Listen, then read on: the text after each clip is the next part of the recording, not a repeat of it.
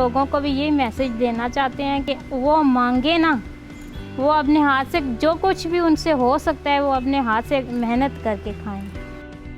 मेरा नाम नसीम बीबी है, हम 2 बहनें, इसरा नाबीना है और मेरी दूसरी बहन का यास्मीना अख्तर नाम है।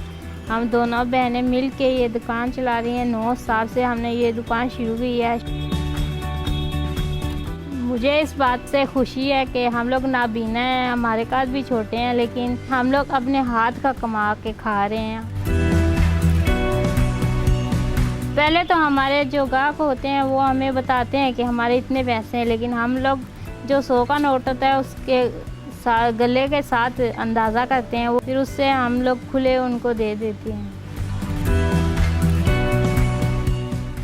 इन्हां की कदम कदम पर दसना पैना, ये उच्ची जगह ही है, नीवी जगह ही है, इस तरह नाल दसना पैना तां ही टुर सकनियां, ना एवें नहीं टुर सकनियां। ये बेटियां नहीं, ये बेटे है मेरे वास्ते।